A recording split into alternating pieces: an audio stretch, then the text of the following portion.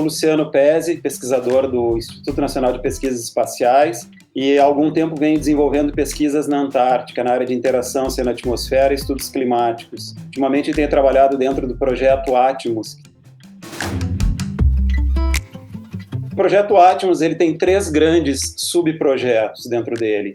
Tá? Um deles é o que trata de observações in situ, então a gente vai ao local através de navio, faz medidas oceânicas do oceano e da atmosfera. Dentro de um segundo subprojeto, a gente enxerga ou tenta estudar a Antártica como um continente, onde o oceano austral é incluído. E a gente faz isso através de modelos numéricos, né, modelos regionais numéricos. São esses mesmos modelos usados para se fazer previsão de tempo.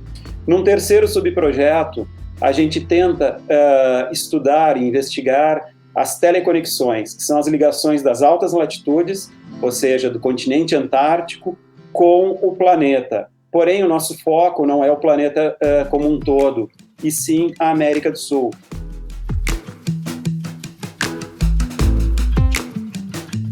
As campanhas elas começam normalmente com um ano de antecedência, onde a gente tem todo um trabalho de laboratório de preparar os equipamentos, selecionar os equipamentos que vão a campo, testar todos os equipamentos.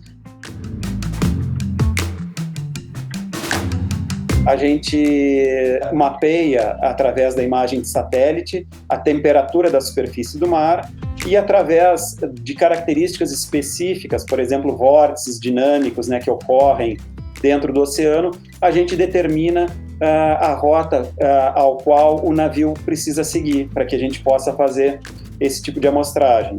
Os vórtices nada mais são do que processos de mistura.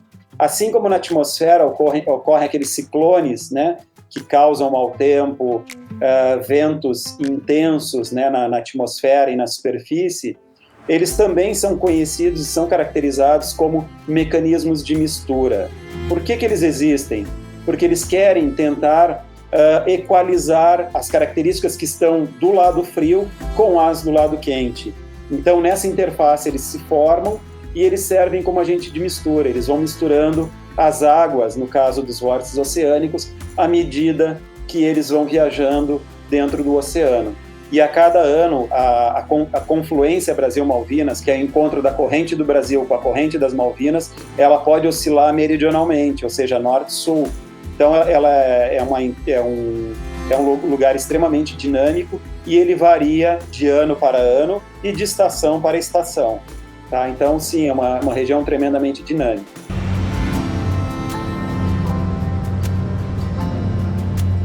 Cada operação antártica é uma história diferente. Evidente que o nosso background é muito parecido, ou seja, o nosso modus operandi é parecido, mas a forma como a gente emprega os nossos equipamentos e faz as nossas medidas, elas podem variar de um ano para o outro, dependendo do tipo de fenômeno que a gente quer mostrar. As operações, elas duram normalmente no verão, né? De alguns anos para cá o Brasil tem ido só durante o verão, a parte da pesquisa, não a parte de habitação da estação. Então, normalmente as nossas pesquisas elas começam em outubro, novembro. Se a gente faz as 2 primeiras fases, que é o que a gente tem feito, em dezembro a gente já retorna. Para esse próximo ano, a gente tem expectativa de fazer as 4 fases, ou as 5 fases. Ou seja, ir em outubro, voltar em dezembro, depois ir novamente em janeiro e voltar em março. Aê, os heróis! Aê! Fechou!